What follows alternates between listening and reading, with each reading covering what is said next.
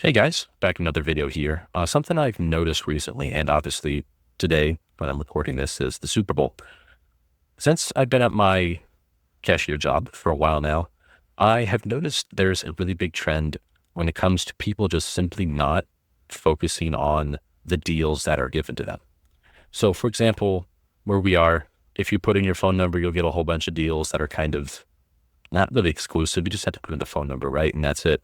Even some of the posted deals in the store are actually just from that. So those types of things. But I've been noticing that a lot of people simply don't put in the phone number or don't use the app. And also they don't even like look for deals at all. Like there are a lot of times where there will be somebody comes up and they have 20 shirts, almost like too damn many. And for some reason, they never cross their mind to go, each one of these shirts is like $30. I got 20 of them. That's like, what, $600 or something? I don't know. But it's a lot of money. But for some reason, they never cross their mind to go, maybe I should get something that's a little cheaper. Maybe I should take less. Maybe I should see if there's a deal on this or a deal on something else. Maybe there's something in the clearance rack that we could use, right?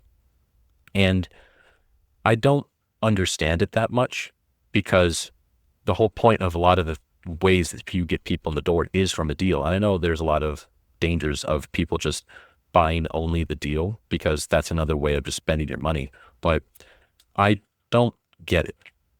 And another part that kind of adds on to it is that the people that I've noticed that you could say need the money the most, like someone who's on SNAP or EBT or has like 5 kids running around, right?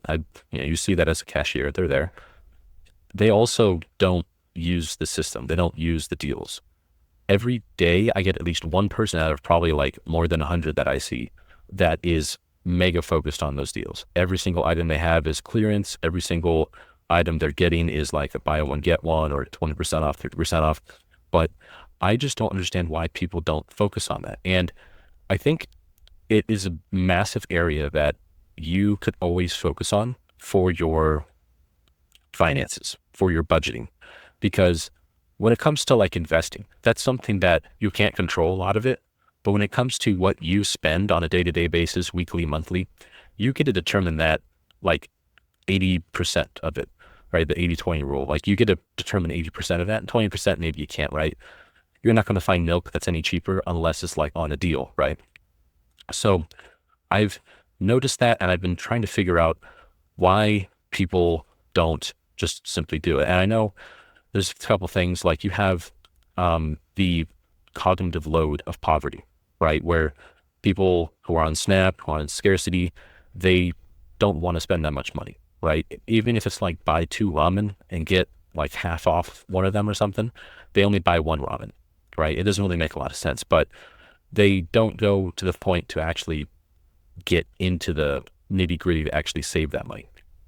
And then there's also, some friction and deal fatigue. And I totally understand that there's a lot that you can do that takes away the joy of shopping. Like sometimes it's kind of cool to go explore and see what there is. But if you're always looking for a deal, it gets really tiring really fast. For me though, I know that a great way to, attack that is my store. When you buy your stuff, you can actually get it held on for a little bit so you can actually just pick it up or put it in your car later.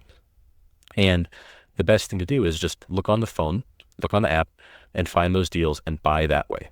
Super simple. Like if I wanted some soda, right? I go there right now, Super Bowl time.